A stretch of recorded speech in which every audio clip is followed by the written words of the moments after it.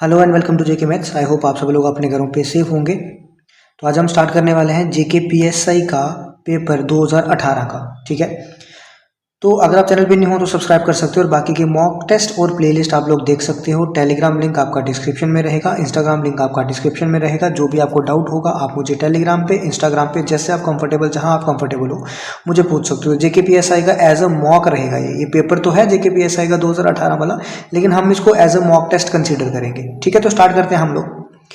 पहले क्वेश्चन से स्टार्ट करते हैं। आप अपनी प्लेलिस्ट जो है हमारी चेक कर सकते हो, आपकी ही है अपनी जेके एसएसबी और एसएससी एग्जाम्स के लिए। कोई भी प्लेलिस्ट आप जो है वो चेक करके देख लो। नहीं समझ आता तो टेलीग्राम पे मैसेज कर दो, मैं बता दूंगा। क्वेश्चन पहला है, an automobile owner reduces his monthly fuel consumption when the prices went up.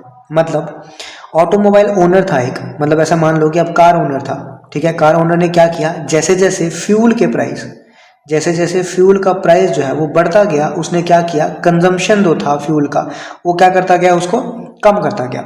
Monthly consumption जो है उसके कम करता गया, रिड्यूस करता गया, जैसे जैसे प्राइस क्या होता गया, जैसे जैसे प्राइस बढ़ता गया। अब उसने बोला है जो प्राइस और कंजम्पशन में उसका रिलेशन है वो मुझे दे रखा है। मतलब उसने ये दे रखा है कि जब प्राइस 40 था उस समय कंजम्पशन कितना था, कंजम्पशन था उस समय 60। ऐसा लिख लेता हूँ। जब प्राइस 50 था उस समय कंजम्पशन था 48 लीटर्स के हिसाब से। जब प्राइस जो था वो 60 था, कंजम्पशन था उस समय 40। जब प्राइस जो था वो 72 था, 75 था, और उस समय कंजम्पशन क्या था, 32 था। अब वो बोल रहा है कि अगर अब प्राइस जो है वो 80 चला गया, क्या बोल रहा है, अब प्राइस कितना चला गया, अगर अब प्राइस 80 चला गया तो बताओ जरा मुझे अब कंजम्पशन कितना होगा। अब आप बोलोगे कि सर थोड़ा थोड़ा मुझे आइडिया तो है कि कहीं ना कहीं प्राइस और कंजम्पशन का कुछ ना कुछ लेना देना होगा, तभी मैं बता पाऊंगा कि प्राइस और कंजम्पशन का मैं, मतलब अगर मुझे प्राइस दिया है तो कंजम्पशन में तभी बता पाऊंगा जब मैं इन चारों के बीच में कुछ रिलेशन बता पाऊंगा, इन चारों के बीच में क्या रिलेशन है। तो काफी सारे रिलेशन हो सकते हैं। पहला रिलेशन तो ऐसा हो सकता है कि हो सकता है कि इन सब की रेशो क्या हो, बराबर हो। जैसे मैं इन दोनों को अगर काटूं, 60 और 40 को अगर मैं काटूं, तो अगर मैं रेशो देखूं इनकी, तो 0 और 0 क्या हो जाता है, यहाँ से 0 और 0 कैंसिल हो गया। तो 2 से काटूंगा तो 2 इंटू 2 4, 2 से काटूंगा तो 2 इंटू 3 कितना होता है, 6। ठीक है, लेकिन मैं आगे इसे देख पा रहा हूं, यहाँ पे कहीं पे भी 2/3 का रिलेशन नहीं बन पा रहा। ठीक है, आप देख पा रहे होंगे 50 और 48 में कहीं पे भी 2/3 का रिलेशन नहीं बनता। इसका मतलब ये जो मैं बोल रहा हूँ वो सिर्फ एक में फॉलो हो रहा है, बाकी में फॉलो नहीं हो रहा। वैसे भी जब ये 60 था, ये 40 हो गया, तो कहीं ना कहीं ये रिलेशन मेरा फॉलो नहीं हो पा रहा।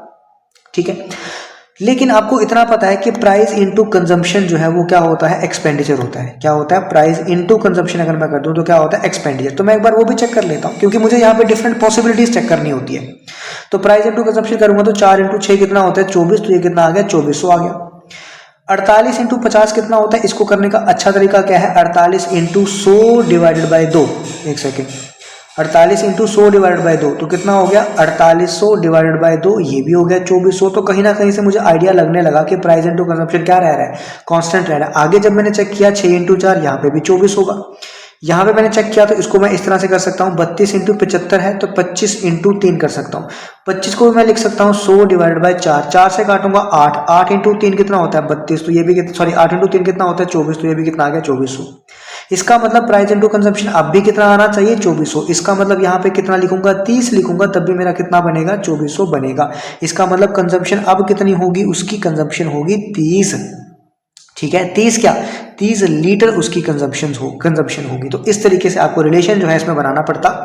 बट मैं एक चीज यहाँ पे फिर से क्लियर करना चाह रहा हूँ कि ये जरूरी नहीं कि रिलेशन इसको मल्टीप्लाई करके बनाए, हो सकता है इसको डिवाइड करके बनता। 40 डिवाइड बाय 60 जो है वो 50 डिवाइड बाय 48 के बराबर आता, वो 60 डिवाइड बाय 40 के बराबर आता। हो सकता है ऐसा होता, यहाँ पे नहीं है। हो सकता है कि इन दोनों की रेशो जो है वो क्या आती है, बराबर आती। हो सकता है कि इनकी मल्टीप्लिकेशन बराबर आएगी। मतलब कुछ भी करके आपको चेक करना है कि यहाँ पे क्या रिलेशन बन रहा है। जो चारों में रिलेशन बन रहा होगा वही रिलेशन हमारा यहाँ पे भी बनना चाहिए, तभी मैं बोल पाऊंगा कि मेरा क्या है, ये सही सारे बन रहे हैं। तो यहाँ पे आपको समझ आ गया होगा, पहले क्वेश्चन का क्या आंसर हो गया, 30 लीटर्स हो गया। आई होप आपको समझ आ रहा होगा। अगर आप चैनल पे न्यू हो तो सब्सक्राइब कर सकते हो। हम लोग बढ़ते हैं क्वेश्चन नंबर 2 पे। अब देखो नेक्स्ट क्वेश्चन क्या बोल रहा है। नेक्स्ट क्वेश्चन बोल रहा है, in a test, one second, in a test a candidate attempted only 10 questions. एक टेस्ट में कैंडिडेट ने 10 क्वेश्चन अटेम्प्ट किए सिर्फ। ठीक है, कैंडिडेट ने कितने क्वेश्चन अटेम्प्ट किए, कैंडिडेट ने 10 क्वेश्चन अटेम्प्ट किए।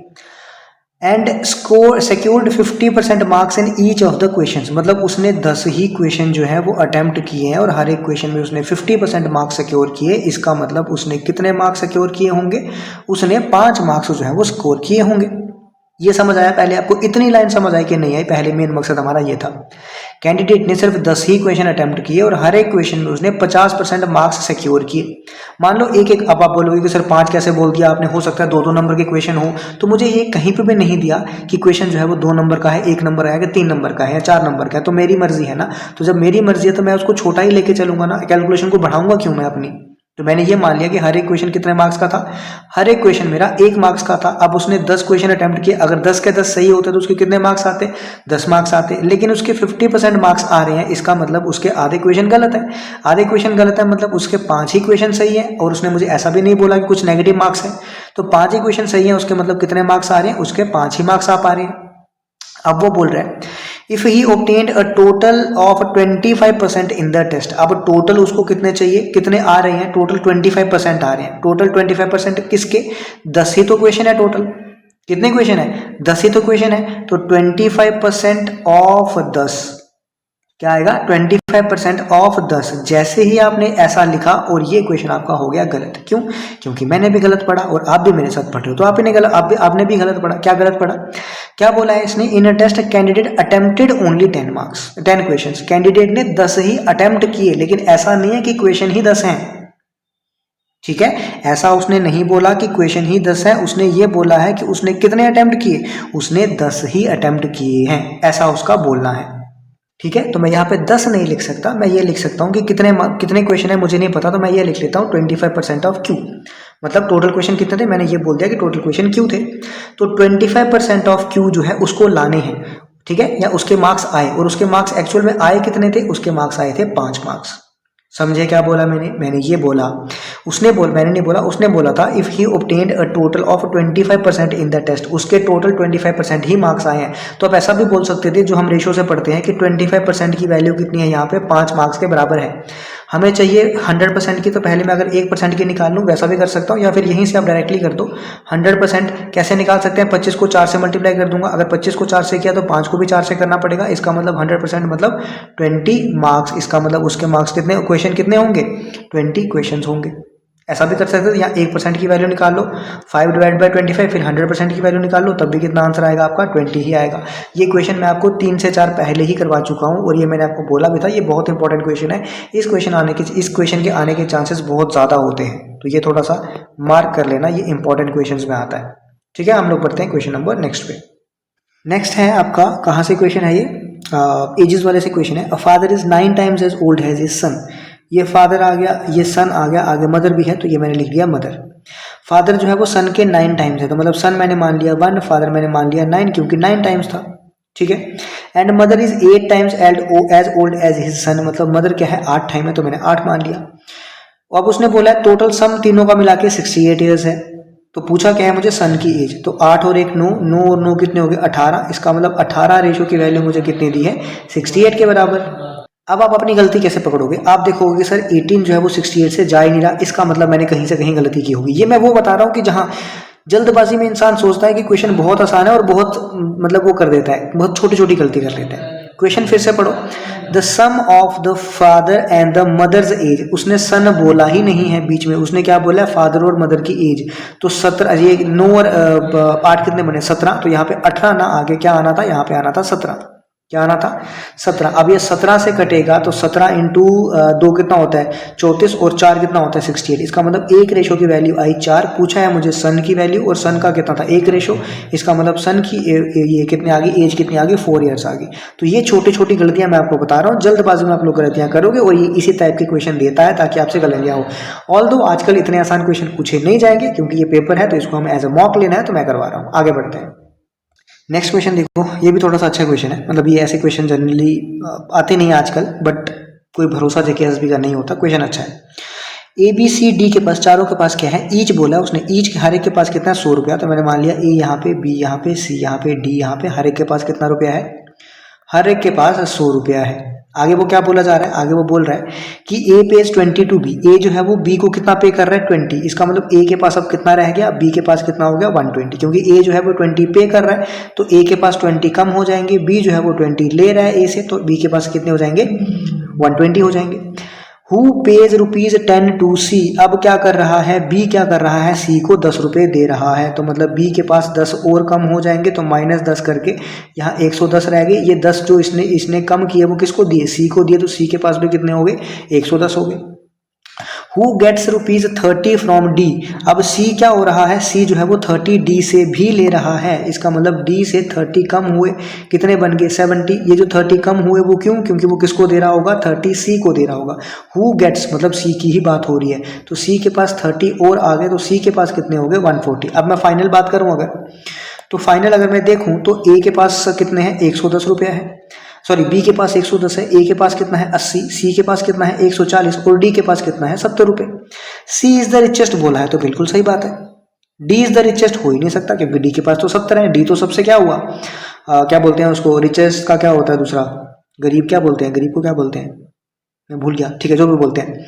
सी has more than what A and D have in aggregate, मतलब सी के पास इतना ज्यादा है जो ए और डी को मिला के उससे भी ज्यादा बनता है। तो ऐसा तो नहीं है, ए और डी को मिला के कितना बनता है, 150 बनता है, लेकिन एक मिनट, 80 160 150, हाँ ठीक है। तो सी के पास लेकिन 140 है, तो ये भी गलत हो गया। D is richer than B, क्या बोला गया है, डी जो है वो बी से रिचर है। डी 70 है, बी 110 है, तो ये भी पॉसिबल नहीं है। वैसे भी हमको क्योंकि एक ही स्टेटमेंट यहाँ पे देनी थी, अगर ऐसा ऑप्शन होता कहीं पे A and B, A and C, तभी हमको सारी चेक करने की जरूरत थी। हमने देखा पहला ऑप्शन फॉलो कर रहा है, आंसर हमारा वो हो गया। ठीक है, बढ़े आगे, चलो आगे बढ़ते हैं। चैनल पे न्यू हो तो सब्सक्राइब कर सकते हो, बार बार बोलने की जरूरत पड़नी नहीं चाहिए, वैसे तो आपको पता है। ठीक है, नेक्स्ट देखो क्या बोल रहा है, एक सेकंड जरा रुको। ठीक है, अब सही है, क्या बोल रहा है, Ram and Afzal start from the same point in the opposite direction. Ram and Afzal दो इंसान थे, इन्होंने क्या किया, सेम पॉइंट से स्टार्ट किया और अपोजिट डायरेक्शन में ये जा रहे हैं।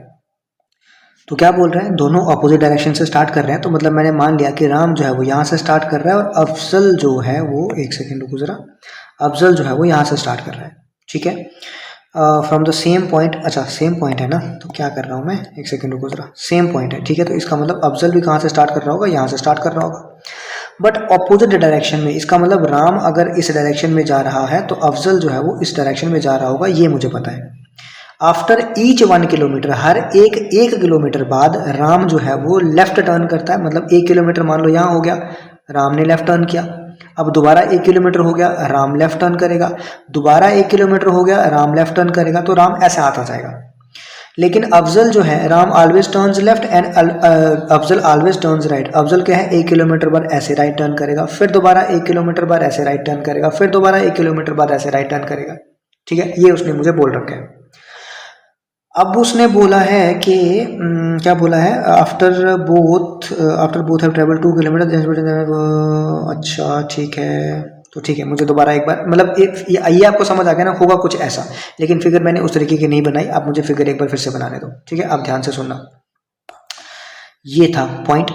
ठीक है, यहीं से कौन स्टार्ट कर रहा है, राम भी यहीं से स्टार्ट कर रहा है और अफजल भी यहीं से स्टार्ट कर रहा है, हर 1 किलोमीटर के बाद, लेकिन वो अपोजिट डायरेक्शन में स्टार्ट कर रहे हैं। ठीक है, कहाँ स्टार्ट कर रहे हैं, अपोजिट डायरेक्शन में स्टार्ट कर रहे हैं। तो मैं अभी से आपको समझाने के लिए एक डायरेक्शन ले लेता हूँ। मान लो मैंने राम की ये डायरेक्शन ले ली, राम ये था, एक डायरेक्शन के बाद राम कहाँ मूव किया, लेफ्ट में, तो राम लेफ्ट मूव किया, मतलब राम यहाँ मूव किया।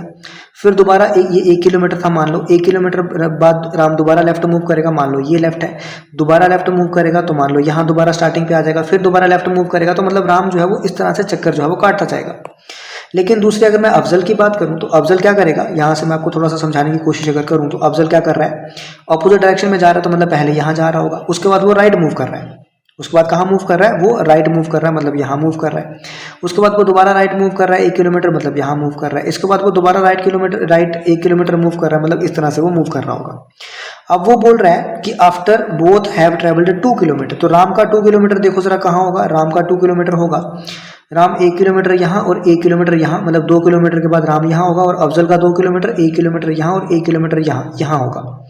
तो उनके बीच का डिस्टेंस क्या 4 किलोमीटर होगा, नहीं, क्योंकि ये भी 1 किलोमीटर है, ये भी 1 किलोमीटर है, तो 2 किलोमीटर बाद ट्रेवल करने के बाद उनका डिस्टेंस भी 2 किलोमीटर होगा, तो ये कभी भी आंसर नहीं होगा। They meet after each has travelled 3 kilometre, मतलब वो हर एक 3 किलोमीटर के बाद मिलते होंगे, तो बिल्कुल सही बात है, क्योंकि 1 किलोमीटर ये, दूसरा किलोमीटर ये, तीसरा किलोमीटर ये, मतलब इस पॉइंट पे। सिमिलरली अगर मैं राम की बात करूं तो 1 किलोमीटर ये, दूसरा किलोमीटर ये, तीसरा किलोमीटर ये, तो यहाँ पे आगे इस पॉइंट पे, तो इस पॉइंट पे आगे दोनों क्या होंगे, मिल रहे होंगे। किस पॉइंट पे, ये जो मैं एरो बना रहा हूँ, तो हर एक 3 किलोमीटर के बाद आगे वो यहाँ पे क्या करते हैं, मिलते होंगे। तो जब ये सही हो गया फिर आगे वाला तो सही हो ही नहीं सकता। दे नेवर मेट, ये तो गलत हो गया। अब वो बोल रहा है कि they met for the first time, वो 4 किलोमीटर के बाद मिलेंगे। नहीं, ऐसी बात तो नहीं है, 3 के बाद ही मिल जा रहे हैं, तो 4 के बाद क्यों मिलेंगे। तो आंसर नंबर 2 हो गया। थोड़ा सा सोचने वाले क्वेश्चन हैं, क्वेश्चन मतलब क्वेश्चन इतने मुश्किल नहीं है, क्वेश्चन बहुत आसान है, पर थोड़ा सा आपका मतलब ये रीजनिंग बैकग्राउंड आपका लेके जाएगा। ठीक है, हम लोग बढ़ते हैं क्वेश्चन नंबर नेक्स्ट पे। ठीक है, चलो ये क्वेश्चन अच्छा है आपका, रेशियो एंड प्रोपोर्शन का क्वेश्चन है, रेशियो प्रोपोर्शन और मिक्सचर एलिगेशन का क्वेश्चन है, ये अच्छा है। देखो अब क्वेश्चन को करने का तरीका देखना, कैसे मिक्सचर और एलिगेशन का क्वेश्चन हम लोग रेशियो से करते हैं। क्या बोला है, रेशियो से करने के लिए आपको एक एक चीज ध्यान से पढ़नी पड़ेगी, तभी आप कर पाओगे। बोला है 2 इक्वल ग्लासेस, तो इसका भी मतलब है इक्वल ग्लासेस मतलब कैपेसिटी क्या होगी, दोनों की इक्वल होगी। मान लो ये 2 ग्लास है, ठीक है, 2 इक्वल ग्लासेस बोल रहा है, इसका मतलब वो क्या है, दोनों की कैपेसिटी मान लोगे। इसमें अगर 10 लीटर आ रही है चीज़, तो इसमें भी क्या आएगा, 10 लीटर चीज़ आएगी। इस तरह से उसका बोलने का मतलब था। ऑफ सेम टाइप भी बोल रखा है उसने। Are respectively 1/3 and 1/4 full of milk. ठीक है, आगे उसमें वाटर की बात भी कही है। तो पहले मैं बात करता हूँ फर्स्ट ग्लास की, फिर मैं बात करता हूँ सेकंड ग्लास की। तो फर्स्ट ग्लास में मिल्क भी होगा, फर्स्ट ग्लास में वाटर भी होगा। सिमिलरली सेकंड ग्लास में मिल्क भी होगा, सेकंड ग्लास में वाटर भी होगा। अब बोला गया है पहले ग्लास की बात। पहला ग्लास जो है 1/3 जो है वो मिल्क से भरा हुआ है, तो मतलब पहले ग्लास में 1/3 क्या है, मिल्क है। अब आपको पता है टोटल रेशो हमेशा 1 होती है। अगर 1/3 मिल्क है तो 2/3 क्या होगा, वाटर होगा। 3 से 3 अगर मैं यहाँ पे कैंसिल कर दूं, मतलब मिल्क और वाटर की रेशो पहले ग्लास में कितनी आ गई, 1:2। सिमिलरली जो दूसरा ग्लास था उसमें 1/4 मिल्क था, इसका मतलब ये 1/4 अगर है तो ये कितना बचेगा, 3/4 बचेगा। 4 और 4 अगर मैं कैंसिल कर दूं तो ये 1:3 बचेगा। इसका मतलब रेशो तो मेरे पास आ चुकी है, लेकिन अभी तक वो पॉइंट सही नहीं हुआ जो उसने बोला था 2 इक्वल ग्लासेस, मतलब दोनों की कैपेसिटी क्या है, इक्वल। अगर मैं इसकी कैपेसिटी देखूं तो ये 3 लीटर बनता है, मतलब 3 रेशो बनता है। इसकी कैपेसिटी देखूं तो 4 रेशो बनता है। इसका मतलब रेशो सेम नहीं है, मुझे रेशो सेम बनाना होगा। तो मैं क्या करूंगा, 3 वाले को 4 से मल्टीप्लाई कर दूंगा, ठीक है, और 4 वाले को किससे मल्टीप्लाई कर दूंगा, 3 से मल्टीप्लाई कर दूंगा, ताकि रेशो क्या आ जाए, मेरी सेम आ जाए। अब मैं देखूंगा यहाँ क्या बन गया मेरे पास, 4 और 4 × 2 कितना होता है, 8। यहाँ पे कितना बन गया, 3, और यहाँ पे कितना बन गया, 9। अब आप देख पा रहे होंगे अगर 8 और 4 कितना होता है, 12, मतलब इसकी कैपेसिटी भी 12 बन गई। 9 और 3 कितना होता है, 12, इसकी कैपेसिटी भी 12 बन गई। तो जो हमें बोला गया था 2 इक्वल ग्लासेस, वो हमारे बन गए। अब उसने बोला है कि इनको क्या किया गया, पानी ऐड कर दिया गया और इनको मिक्स कर दिया गया, मतलब अब इन दोनों को क्या कर दिया गया है, मिक्स कर दिया गया। जब मिक्स कर दिया गया तो ratio of water to the milk जो है वो कितनी होगी। अब देखो वाटर यहाँ पे कितना था, 8, यहाँ पे वाटर कितना है, 9, तो टोटल वाटर कितना हो जाएगा। टोटल वाटर की अगर मैं बात करूंगा तो 8 + 9 मतलब कितना हो जाएगा, 17 हो जाएगा। टोटल मिल्क की बात करूंगा तो मिल्क यहाँ पे कितना है, 4, और यहाँ पे मिल्क कितना है, 3। तो टोटल मिल्क की अगर बात करूंगा तो कितना बन जाएगा, 4 + 3 मतलब कितना हो जाएगा, 7। तो यही मुझे पूछा था कि वाटर और मिल्क की रेशो, तो मतलब 7:17 इसका आंसर हो जाएगा। सॉरी 17:7 इसका आंसर हो जाएगा। अगर यही मिल्क रेशो वाटर पूछा होता तो 7:17 जो है वो इसका 17, ठीक है, 7:17 इसका आंसर हो जाता। तो ये था मिक्सचर एंड एलिगेशन के क्वेश्चन को किस तरह से हम लोग कैसे निपटा सकते हैं, रेशो मेथड से निपटा सकते हैं। अगर आपका मन करे कि सर नहीं मुझे नहीं करना है ऐसा, तो आपको क्या करना है, ध्यान से सुनो। तो आपको ये करना था कि सर मुझे ये दे रखा था कि मिल्क जो है वो 1/3 है। अगर मिल्क 1/3 है तो मतलब वाटर कितना होगा, वाटर सर 1 - 1/3 होगा, मतलब 2/3 होगा। ये था फर्स्ट ग्लास की मैं बात कर रहा हूँ। तो किसकी बात कर रहा हूँ, फर्स्ट ग्लास की। अभी मैं सेकेंड ग्लास की बात करता हूँ, तो उसमें मिल्क कितना था सर, 2/3 था। तो वाटर कितना होगा सर, मिल्क कितना था, 1/4 था। मिल्क कितना था, एक सेकेंड जरा रुको, मिल्क था इसमें 1/4, तो ये हो जाएगा 1/1/4 मतलब 3/4 क्या हो जाएगा, इसमें वाटर हो जाएगा। अब उसने बोला है कि वो क्या करेंगे, मिक्स कर रहे हैं इसको, क्या कर रहे हैं, इसको मिक्स करें। जब दोनों को मिक्स कर रहे हैं तो इसका मतलब दूध में मिक्स होगा और पानी में मिक्स होगा। इसका मतलब जब मिक्स कर रहे हैं तो मिल्क प्लस मिल्क, मतलब पहले का मिल्क और दूसरे का मिल्क ग्लास का कितना हो जाएगा, 1/3 ये हो जाएगा और 1/4 ये हो जाएगा। अगर मैं इसको सॉल्व करूंगा तो ये आएगा 7/12। तो मिल्क कितना हो गया, 7/12। सिमिलरली अगर मैं वाटर की बात करूं तो पहले ग्लास से वाटर प्लस दूसरे ग्लास से वाटर की अगर मैं बात करूंगा तो पहले ग्लास का वाटर कितना था 2/3, दूसरे ग्लास का वाटर कितना था 3/4, ये बन जाएगा 17/12। अब भी इसकी रेशो निकालोगे ना ओवरऑल वाटर की और मिल्क की तो कितनी आ जाएगी 17/12 रेशो 7/12, क्योंकि रेशो है 7 कट जाएगा तो 17/7 ही बचेगा। तो ये आपकी मर्जी होती है, आपको अगर रेशो से आसान लगता है तो रेशो से करो, वरना आप लोग इस तरह से भी चाहो तो कर सकते हो ट्रेडिशनल मेथड से। ठीक है, समझ आ गई। चलो आगे नेक्स्ट देखो। तो ये कह रहा है a rectangular field has to be fenced on 3 sides leaving one of the side of 20 feet uncovered. अब यहाँ पे आपको थोड़ा सा समझ आ जाना चाहिए कि वो किसकी बात कर रहा है। वो रेक्टेंगुलर फील्ड की बात कर रहा है और रेक्टेंगुलर फील्ड में उसने मुझे एक साइड दे रखी है 20, तो मुझे नहीं पता कि 20 कौन सी होगी, बट मैं अपने हिसाब से ले लेता हूँ कि ये 20। अगर ये 20 है क्योंकि रेक्टेंगल की 2 साइडें बराबर होती हैं तो ये भी 20 होगी। ये समझ आ गया आपको। 20 को वो छोड़ रहा है, बाकी सबको क्या कर रहा है कवर कर रहा है, 20 को वो छोड़ रहा है। मतलब अगर वो फेंसिंग कर रहा होगा तो वो यहाँ भी फेंसिंग कर रहा होगा। ध्यान से सुनते रहना, पहले क्वेश्चन को सुनना बहुत इंपॉर्टेंट है, बाकी चीजें बाद में। यहाँ भी फेंसिंग वो कर रहा होगा, ठीक है। उसके बाद वो यहाँ भी फेंसिंग कर रहा होगा, वो एक जो 20 वाली साइड है उसको छोड़ दे रहा होगा, इस तरह से फेंसिंग कर रहा होगा। और टोटल एरिया उसने मुझे बोल रखा है 680 है। तो अब मुझे पता है कि एरिया ऑफ रेक्टेंगल किसके बराबर होता है, लेंथ इनटू विड्थ। 680 मुझे टोटल एरिया दे रखा है, लेंथ मैंने मान ली इसकी 20, तो विड्थ कितनी होगी मैंने मान लिया b। ये मैंने यहाँ से अगर कट किया तो 2 से काटूंगा तो कितना आएगा 34। इसका मतलब विड्थ कितनी हो जाएगी 34। तो इस हिसाब से अब आप बोलोगे सर 20 आपने बड़ा ले लिया 34 आपने छोटा ले लिया, कोई फर्क नहीं पड़ता उसको। अब आप चाहो तो उल्टा भी कर सकते हो, 34 को लेंथ ले लो और उसको विड्थ ले लो, उससे फर्क नहीं पड़ता है। तो 34 और 20 का मुझे क्या करना है कवर करना होगा। फेंसिंग से क्या कवर करना है मुझे, फेंसिंग से मुझे ये 34 कवर करना है, मुझे ये वाला भी 34 कवर करना है और मुझे ये वाला 20 भी कवर करना है। ये मुझे किससे कवर करना है, ये मुझे फेंसिंग से कवर करना है। तो बोला कितने फीट फेंसिंग मुझे लगेगी, तो 34 भी मुझे कवर करना है, ये वाला 34 भी करना है और 20 भी करना है। 68 प्लस 20 कितना हो गया 88 मुझे टोटल कवर करना होगा, किससे फेंसिंग से। कितना कवर करना होगा 88 फीट। तो ये मेरा आंसर आ गया। बहुत आसान सा क्वेश्चन था, बट क्वेश्चन पे ध्यान देते तो समझ गए। चलो फिर आगे चलते हैं। नेक्स्ट क्वेश्चन आ गया, a large field of 700 hectares is divided into 2 part. एक जो है वो है फील्ड है 700 हेक्टेयर्स की, उसको 2 पार्ट में डिवाइड किया जा रहा है। The difference of the areas of the 2 parts is 1/5 of the average of the 2 areas. ये थोड़ा सा अच्छा क्वेश्चन। देखो एवरेज भी उसने घुसा दिया बीच में, लीनियर इक्वेशन भी उसने बीच में घुसा दी, क्योंकि अगर मैं इस लाइन को पढ़ूँ ना, ये लीनियर इक्वेशन की लाइन है। The difference of area of the 2 parts, मैंने मान लिया पहले पार्ट का एरिया A1 है, दूसरे पार्ट का एरिया A2 है, इन दोनों का जो डिफरेंस है वो 1/5 है। इज मतलब इक्वल्स टू 1/5 है किसके, of the average of the 2 areas. मतलब 2 एरियाज की एवरेज मतलब A1 divided by A plus A2 divide by 2। ये मेरे पास कुछ इक्वेशन जो है वो बनने जा रही है, ठीक है। तो इस तरह से मेरे पास है। अब देखो मेरे पास यहाँ पे 2 से 3 ऑप्शन होते हैं। एक ऑप्शन तो ये है कि मैं कोई एरिया को मान के चलूँ कि मान लो कि एक एरिया जो है वो 385 हेक्टेयर्स है, क्योंकि दोनों का मिला के कितना है, टोटल एरिया कितना है मेरे पास 700 हेक्टेयर्स है। ध्यान से सुनना, टोटल एरिया कितना है मेरे पास 700 हेक्टेयर्स है। अगर मैंने ये मान लिया कि ये कितना है 385 है, कितना मान लिया मैंने 385 है, तो मेरे पास कितना बनेगा 315 जो मेरे पास बचेगा वो बचेगा दूसरा एरिया। मतलब एक एरिया अगर मेरे पास 385 है तो दूसरा एरिया मेरे पास कितना बनेगा 315 बनेगा। तो अब मैं ये दोनों को चेक करके यहाँ पे डाल के चेक कर सकता हूँ कि क्या मेरी इक्वेशन सेटिस्फाई कर रही है कि नहीं।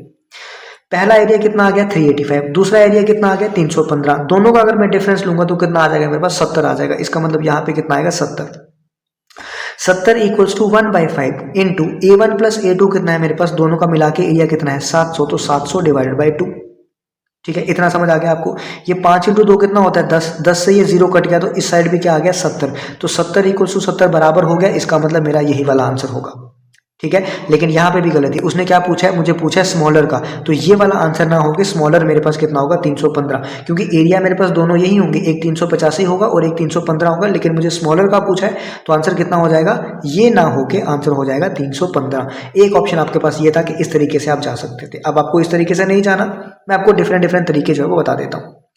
एक सेकंड जरा रुक जाओ, इसको थोड़ा छोटा कर देता हूँ, ठीक है। अब देखो इस तरीके से नहीं जाना आपको, तो आपके पास दूसरा तरीका क्या है, आपको दूसरा तरीका ये दिया है कि आपको ये दे रखा है, ये तो इक्वेशन आपकी वैसे रहेगी कि A1 माइनस A2 जो है वो 1/5 टाइम्स इनकी एवरेज के बराबर होगा। मतलब A1 plus A2 divided by 2, ये इस तरीके से चलेगा। ये तो मुझे दे रखा है। उसके बाद मुझे और क्या बोला है, मुझे ये बोला है कि दोनों का मिला के A1 प्लस A2 700 है। इसका मतलब मैं ऐसा लिख सकता हूँ कि A1 minus A2 equals to 1/5 into 700 divided by 2। तो 5 इंटू 2 कितना होता है 10, ये काटा, तो इसका मतलब A1 माइनस A2 आपके पास कितना बनेगा 70। ठीक है, ये आपके पास बनेगा। तो आपके पास दो इक्वेशन बन गई। एक आपके पास है A1 प्लस A2 जो है वो मिला के आपके पास कितना है 700, और A1 माइनस A2 दोनों कितना आ गया आपके पास, मतलब डिफरेंस करके आ गया 70। तो अब मैं इन दोनों को अगर मैं क्या करूंगा, इन दोनों को अगर मैं ऐड करूं, मान लो क्या करूं, इन दोनों को अगर मैं ऐड करूं तो मेरे पास क्या निकलेगा A1 निकलेगा। और A1 एरिया कौन सा है, बड़ा एरिया है, मुझे बड़ा नहीं चाहिए, मुझे छोटा चाहिए। तो मैं क्या करूंगा, दोनों को सब्ट्रैक्ट करूंगा। दोनों को सब्ट्रैक्ट करूंगा तो ये आ जाएगा A2 minus times minus A2 equals to 70। 700 में से 70 गए तो बच गया 330। 330 कैसे, 700 600। ठीक है, कितना बच जाएगा मेरे पास 630 मेरे पास यहाँ बच जाएगा। तो ये बन गया मेरे पास twice of area 2 equals to 630। तो एरिया 2 कितना आ गया 630 डिवाइडेड बाय 2 मतलब 315। तो इस तरीके से भी मैं 315 पे पहुंच सकता था। मर्जी आपकी होती है किस तरीके से आप चाहो, लेकिन गलती के चांसेस मैंने आपको बता दिए। कहाँ गलती के चांसेस थे कि एरिया तो हमने निकाल लिया, लेकिन एरिया हम कौन सा ले लेते, हम लोग 385 को मार्क कर देते। 385 ना होकर 315, क्योंकि स्मॉलर पूछा है। अगर लार्जर पूछा हो तो 385 आंसर होता, सिंपल सा।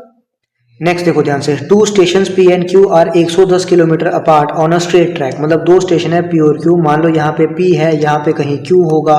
ये दोनों स्टेशन जो है वो कितना डिस्टेंस है, दोनों में 110 किलोमीटर का डिस्टेंस है। कितना 110 किलोमीटर। और क्या बोला गया है, one train start from P at 7 AM। एक ट्रेन यहाँ से 7 AM पे स्टार्ट होती है एंड ट्रेवल टूवर्ड्स Q, मतलब Q की तरफ बढ़ रही है। दूसरी ट्रेन Q से 20 किलोमीटर प्रति घंटे की स्पीड से, एक सेकेंड रुको जरा, टूवर्ड्स Q, अच्छा टूवर्ड्स Q, अच्छा यही ट्रेन है वो, यही वाली, और इसकी स्पीड कितनी है 20 kmph। अनदर ट्रेन से स्टार्ट फ्रॉम Q, ये कितने बजे स्टार्ट होती है 8 AM पे। कितने बजे स्टार्ट होती है 8 AM पे स्टार्ट होती है और P की तरफ चलती है। ठीक है, 8 बजे P की तरफ चलती है। कितनी स्पीड से, 25 किलोमीटर पर आवर की स्पीड से। अब आपको अगर याद होगा मैंने आपको बोला था कि तब तक आप रिलेटिव स्पीड का कंसेप्ट नहीं लगा सकते जब तक आपका टाइम फ्रेम सेम नहीं होगा। टाइम फ्रेम सेम मतलब कि दोनों सेम टाइम पे स्टार्ट नहीं कर रहे होंगे। एक 7 बजे स्टार्ट कर रहा है, एक 8 बजे स्टार्ट कर रहा है, नहीं लगा पाओगे। तो हमको क्या करना पड़ेगा, दोनों का टाइम फ्रेम सेम। अब मैं 8 वाले को पीछे तो नहीं ले जा सकता, लेकिन मैं 7 वाले को आगे जरूर ले जा सकता हूं। तो 7 वाले को 1 घंटा आगे ले जाऊंगा अगर, तो मान लो यहां कहीं पहुंच जाएगा, यहां पे P पहुंच जाएगा और 1 घंटे में वो कितना डिस्टेंस कवर कर लेगा 20 किलोमीटर। इसका मतलब 20 किलोमीटर वो ट्रैवल कर चुका है। जब 20 किलोमीटर वो ट्रैवल कर चुका है तो इसका मतलब अब P और Q में कितना डिस्टेंस बचा है, अब P और Q में 90 किलोमीटर का डिस्टेंस बचा होगा। इसका मतलब अब उनको कितना कवर करना है 90 किलोमीटर। एक सेकेंड जरा रुक जाओ, अब उनको कितना कवर करना है, अब उनको 90 किलोमीटर कवर करना है। और दोनों को कब मिलेंगे, कब मिलेंगे मतलब टाइम ऑफ मीट। टाइम किसके बराबर होता है, टाइम होता है speed. Speed equals to distance by time, time होता है डिस्टेंस बाय स्पीड। डिस्टेंस कितना है 90 किलोमीटर उनको ट्रैवल करना है। स्पीड क्योंकि दोनों एक तरफ आ रहे हैं तो दोनों की रिलेटिव स्पीड क्या हो जाएगी, ऐड हो जाएगी। तो ये 20 है, ये 25 है, तो 45। इसका मतलब 2 घंटे बाद मिलेंगे। लेकिन गलती के चांसेस 2 घंटे बाद, लोग सोच लेंगे ये 7 बजे था, 2 घंटे बाद मतलब 9 घंटे, मतलब 9 AM। और पहला ही ऑप्शन अगर उसने 9 AM दिया होगा आप टिक करके आ जाओगे। लेकिन क्योंकि अब हमारा टाइम फ्रेम कितना हो गया 8 AM हो गया है, क्योंकि हमने P को भी 1 घंटा आगे ले जाके कहां पे ले गए थे 8 AM पे। तो 8 AM से 2 घंटे ज्यादा पे वो मिलेंगे, मतलब 10 AM पे मिलेंगे। छोटी छोटी चीजें, ध्यान बड़ा बड़ा। ठीक है, चलो जरा आगे। नेक्स्ट क्वेश्चन, ये मैं आपको होमवर्क दूंगा क्योंकि कम से कम भी मैं 2 से 3 बार ये सेम क्वेश्चन आपको करा चुका हूं। और जो भी मैं क्वेश्चन कराता हूं इसका मतलब कहीं ना कहीं वो आए होंगे। उस समय मुझे नहीं पता होगा कि ये JKPSI 2017 के पेपर में आया हुआ है, लेकिन अब मैंने आपको बता दिया। ये आपका होमवर्क है। आंसर इसका 5.3 है, बताने की जरूरत मुझे नहीं पड़ेगी।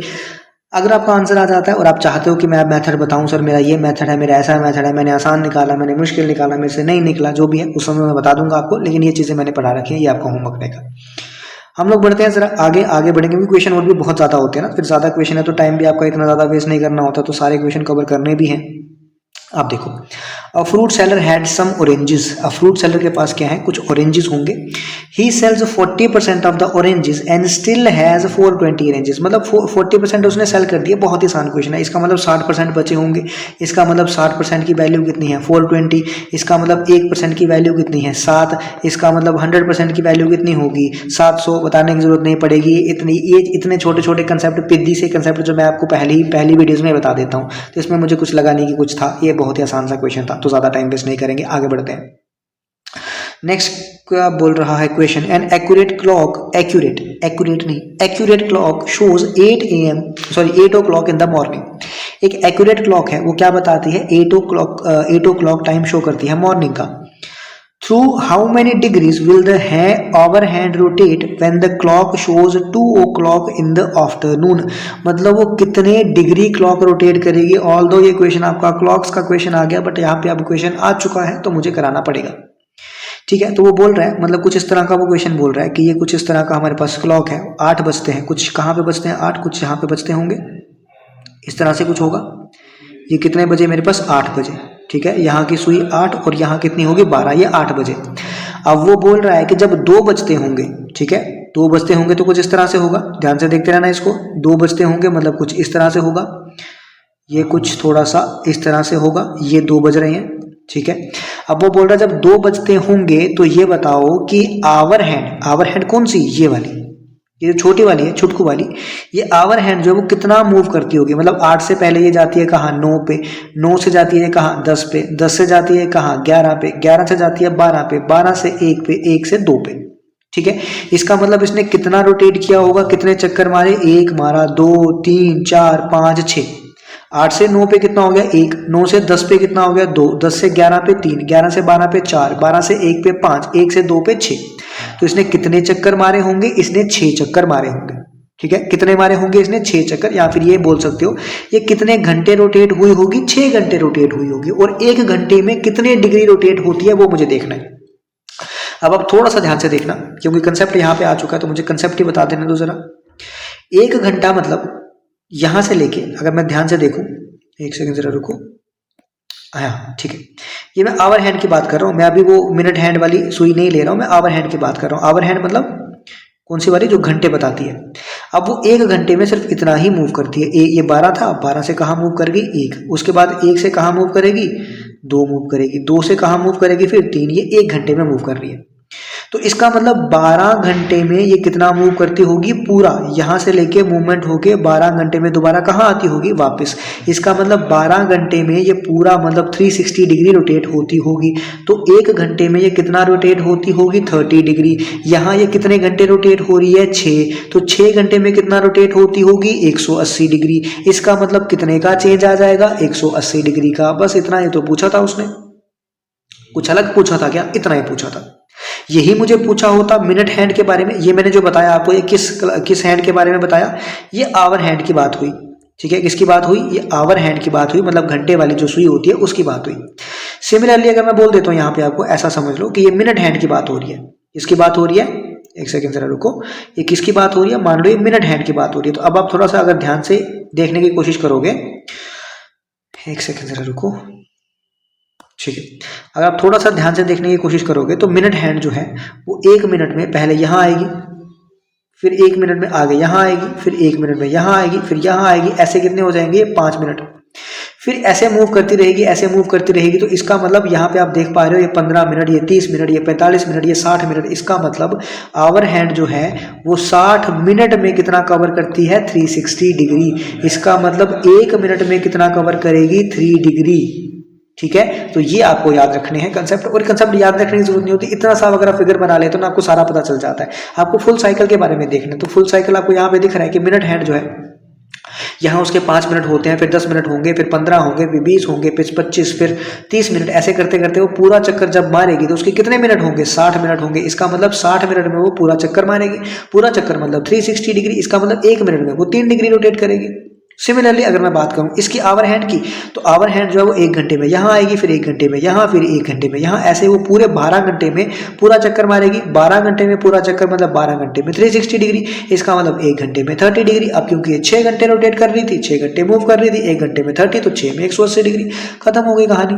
क्योंकि बीच में आ गया था तो मुझे समझाना पड़ा। वैसे मैंने क्लॉक अभी आपको अलग से करवाया नहीं है। ठीक है, मुझे पता है रीजनिंग मैंने पढ़ा रखी है, सारी नहीं करवाई, कुछ टॉपिक कराए, कुछ टॉपिक बचते हैं क्योंकि मेरे पास इतना टाइम नहीं बच पा रहा है। मेरे पास जितना बच पा रहा है मैं आप ही को दे रहा हूँ, बट इतना नहीं बच पा रहा है कि मैं आपको सारी चीज़ें पढ़ा पाऊँ अभी, बट स्टिल जब भी मेरे पास टाइम निकलता है तो मैं बता दूंगा। नेक्स्ट देखो, the average of 20 non zero numbers is 0। 20 non zero number जो है वो कितने, उसका एवरेज कितना है, 0 है। अब देखो ये क्वेश्चन बहुत ज्यादा इंपॉर्टेंट है। मैं पहले 20 से नहीं, मैं आपको 2 की बात करता हूँ, 2 या 3 की बात करता हूँ। क्या कभी 3 नॉन जीरो नंबर्स की एवरेज 0 हो सकती है? सर कैसे हो सकती है सर, ये तो 1 2 3 है, इसकी एवरेज तो 2 आ रही है। सर मैं जितने नंबर लेता जाऊंगा कुछ ना कुछ एवरेज तो आएगी, 0 कैसे आएगी? आएगी 0 इस तरीके से आएगी अगर मैं नंबर पॉजिटिव भी लूं और नेगेटिव भी लूं, इस तरह से। अगर आप देखो ध्यान से देखना, ये 0 है, ये -1 है, और ये +1 है, ये -1 है। अब मैं बोलूं कि 3 नंबर्स, ठीक है, ये क्या आ गया मेरे पास, 3 नंबर, क्योंकि उसने नॉन जीरो बोला है, 20 नॉन जीरो बोला है, तो 0 को मैं यहाँ पे नंबर कंसीडर नहीं करूंगा। मैं बोलूंगा 2 नॉन जीरो नंबर्स की एवरेज कितनी आ गई मेरे पास, 0 आ गई। इसका मतलब 2 नंबर्स क्या होंगे, एक -1 होगा, एक +1 होगा। ध्यान से कंसेप्ट पे ध्यान देना, ये नहीं समझ आएगा। और पहले मैं आपको 100% कह सकता हूँ, पहले आपने ये क्वेश्चन किसी भी टेस्ट सीरीज में कहीं पे भी नहीं देखा होगा। अब देखो ध्यान से, वैसे अगर मैं यहाँ पे बोलूँ -1, यहाँ पे बोलूँ +1, यहाँ पे बोलूँ +2, यहाँ पे बोलूँ -2, ठीक है, क्या बोलूँ, -2, एक सेकंड जरा, ठीक है, यहाँ पे बोलूंगा -2। अब ये कितने नंबर हो गए, 2 ये हो गए, 2 ये हो गए, 4 नंबर हो गए। अब मैं बोलूंगा कि 4 नंबर्स की, क्या बोलूंगा कि 4 नंबर्स की मेरे पास क्या आ रही है, एवरेज 0 आ रही है। आ सकती है, हाँ सर आ सकती है। कैसे? क्योंकि 2 से ये 2 कैंसिल हो जाएगा, -1 से माइनस कैंसिल हो जाएगा, एवरेज देखूंगा तो कितनी आएगी, 0। तो 4 नंबर्स की एवरेज मेरे पास 0 आ सकती है। सिमिलरली अगर मैं ऐसे देखूंगा तो 6 नंबर्स की ऐसे एवरेज मेरे पास 0 आ सकती है। लेकिन आ कब सकती है, जब मेरे पास कुछ नेगेटिव नंबर्स भी होंगे, कुछ पॉजिटिव नंबर्स भी होंगे। अब सर ये जरूरी है क्या, ध्यान से देखना, सर ये जरूरी है क्या 2 यहाँ पे नेगेटिव लूंगा, 2 यहाँ पे पॉजिटिव लूंगा, तभी मेरे पास एवरेज 0 आएगी? मैंने बोला नहीं, ऐसा नहीं है जरूरी। आप बोलोगे सर कैसे? अब देखो यहाँ पे मैंने +1 ले लिया, मैंने +2 ले लिया, मतलब ये मेरे पास कितना बना, 3। अब मुझे अगर ये करना है कि एवरेज 0 लानी है, तो मैं एक नंबर क्या ले लेता हूँ, -3 ले लेता हूँ। इनका सम कितना है, 3, इसका सम कितना हो गया, ये कितना हो गया, अकेला -3। तो इसका मतलब इसकी भी एवरेज कितनी हो जाएगी, तीनों की मिला के 0 हो जाएगी। तो क्या मेरे पास ऐसा कुछ, मतलब मेरे पास बाउंडेशन है क्या, मुझे जितने पॉजिटिव लेने हैं उतने ही नेगेटिव लेने हैं? ऐसा कुछ भी नहीं है। सिमिलरली मैं मान लेता हूँ एक नंबर है +2, एक नंबर है +1 +2 +3 +4, ये कितना हो गया मेरे पास, 4 3 7 2 9 और 1 10। अब मैं एक नंबर इसके साथ अगर -10 ले लूँ तो तब भी मेरे पास क्या हो जाएगी, एवरेज 0 हो जाएगी। तो इसका मतलब एवरेज 0 बनाने के लिए कम से कम एक नंबर जो है वो मेरे पास नेगेटिव होना ही चाहिए, ताकि जितने भी पॉजिटिव करके, जितनों का भी सम जो पॉजिटिव करके आए, उतना ही अगर मैं नेगेटिव नंबर ले लूं तो मेरे पास एवरेज क्या हो जाएगी, 0। सिमिलरली अब आपको क्वेश्चन ये समझ आएगा, ये बोल रहा है 20 non zero numbers, 20 non zero numbers. तो मतलब मैंने ऐसे मान लिया, एक सेकेंड, मैंने ऐसे मान लिया कि मैंने +1 ले लिया, +2 ले लिया, +3 ले लिया, +4 ले लिया, ऐसे करते करते मैं +19 तक चला गया। अब इनका जितना भी सम आएगा उसके बराबर मैं एक नेगेटिव नंबर यहाँ पे ले लूंगा, तो एवरेज कितनी हो जाएगी, इनकी 0 हो जाएगी। तो क्वेश्चन इसका पूछने का क्या था, मकसद क्वेश्चन का था कि कितने उससे ग्रेटर देन 0 होंगे।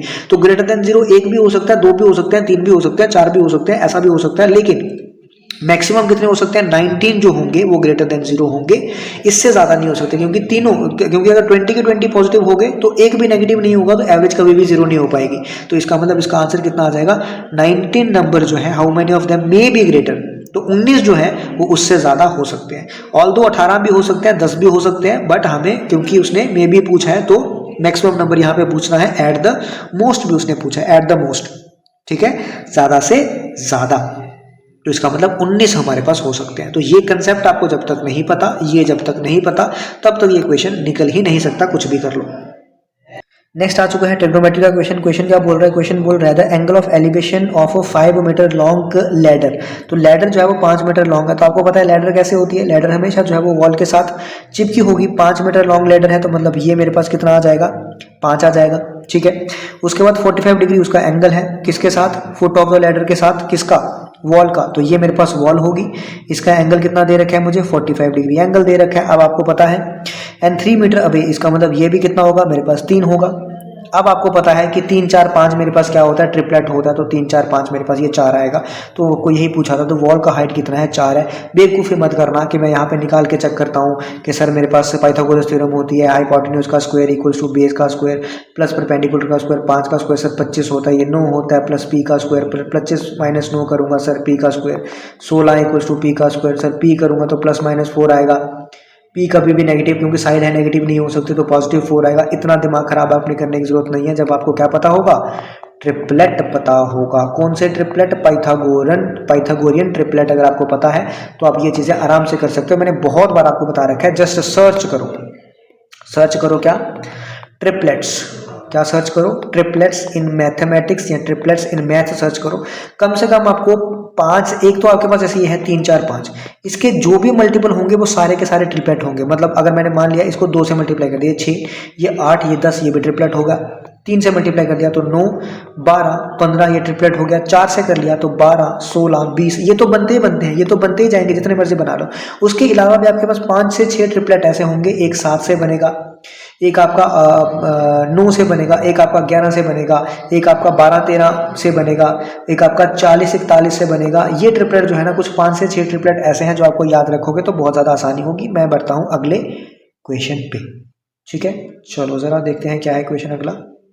P is able to do work in 15 days. P जो है वो अपना काम जो है वो 15 दिन में कर पा रहा है। Q जो है वो 20 दिन में कर पा रहा है। क्या बकवास सा क्वेश्चन दे दिया। 60 इसका एलसीएम आ जाएगा, ये आ जाएगा 4, ये आ जाएगा 3। If they can together work for 4 days. अब ये 4 दिन काम कर रहे हैं मिलके, तो एक दिन में ये कितना काम करते हैं, 7 यूनिट। तो 4 दिन काम करेंगे तो 28 ये काम निपटा देंगे। काम बचा कितना पीछे, 32। अब 32 काम करेगा कौन, उसके बाद क्या कर रहा है, if they work together for 4 days what. अच्छा 32 काम तो हो गया, ठीक है। टोटल काम कितना था आपका, 60 था। 60 में से 4 दिन उन्होंने काम किया और एक दिन में 7 करते हैं, 28 काम ये कर चुके, 32 काम इसका बचा है। इसका मतलब अब कितना फ्रैक्शन ऑफ वर्क बचा है, तो 32 बचा है, कितने में से, 60 में से। तो अब मैं यहाँ से देखूँ, अगर 4 से करूँगा तो 15, 4 से करूँगा तो 8 × 4 कितना होता है, 32। तो 8/15 इसका काम जो है वो बचा हुआ है। आंसर नंबर ए पार्ट आ गया। मुझे बिल्कुल भी इसको आगे बढ़ाने की जरूरत नहीं है क्योंकि आसान सा क्वेश्चन था, ठीक है। नेक्स्ट क्वेश्चन देखो। The sum of present ages of son and his father is 60। मतलब ये सन है, ये फादर है, उनका सम मिला के कितना है, 60 है। 6 years ago, 6 साल पहले। अब 6 साल पहले आप खुद बताओ मुझे, 6 साल पहले सन भी 6 साल कम होगा और फादर भी 6 साल कम होगा। इसका मतलब 6 साल पहले -6 अगर मैं लिखूं तो इनका सम जो है 6 साल पहले सम कितना होना चाहिए था मेरे पास, 12 साल कम, मतलब 48 साल। ये समझ आएगा नहीं। एक तो आ गया सिंपल तरीका। देखो यार, एक चीज सुन लो, एक चीज मेरी बात ध्यान से सुन लेना। अगर आप इनको वही तरीकों से करोगे ना कि सन की एज में मान लेता हूँ, प्रेजेंट एज सन की S है, इसकी मान लेता हूँ F, 6 साल पहले की बात करूंगा तो ये S-6 हो जाएगा, ये F-6 हो जाएगा, और फादर की एज जो है F-6 equals to 5 times the age of son S-6। मैं यहाँ से कुछ कैलकुलेट करूंगा और प्रेजेंट एज का सम उसको 60 दिया है, मतलब F + S = 60 है। मेरे पास 2 इक्वेशंस बनेगी, 2 इक्वेशन सॉल्व करूंगा, आंसर आएगा, नो डाउट आएगा। लेकिन जब ये सवाल एग्जाम में आएगा उस समय इसमें कैलकुलेशन, एक तो गलती होने के बहुत ज़्यादा चांसेस है, दूसरा यह आपका टाइम बहुत ज़्यादा ले जाएगा, तीसरा अगर आपके पास बचे होंगे लास्ट के 1 से 2 मिनट, आप इस क्वेश्चन को अटेम्प्ट नहीं कर पाओगे क्योंकि आपका दिमाग एक तो रहेगा 1 से 2 मिनट बचा है, ऊपर से कैलकुलेशन भी है, तो आपका 1 से 2 मिनट भी जाएगा, कुछ भी क्वेश्चन अटेम्प्ट नहीं कर पाओगे। तो थोड़ा लॉजिकली सोचने की कोशिश करनी है, बाकी देखा जाएगा। अगर नहीं आया तो फिर तो मुझे यही बनाना है, ठीक है। तो ये समझ आया आपको। ये क्या बोला मैंने, अभी उनकी एज का सम कितना था, अभी उनकी एज का सम था 60 साल, लेकिन 6 साल पहले सन भी जो है वो 6 साल छोटा होगा और फादर भी 6 साल छोटा होगा, मतलब 12 साल कम हो गए दोनों की एज में से। तो दोनों की एज में से 12 साल कम, मतलब 6 साल पहले उनका सम कितना होगा, 48।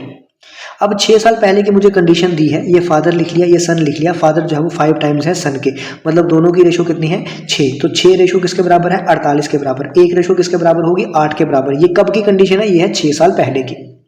इसका मतलब 6 साल पहले सन की एज कितनी थी, 1 रेशो मतलब 8 साल। कितनी थी, 8 साल उसकी एज थी।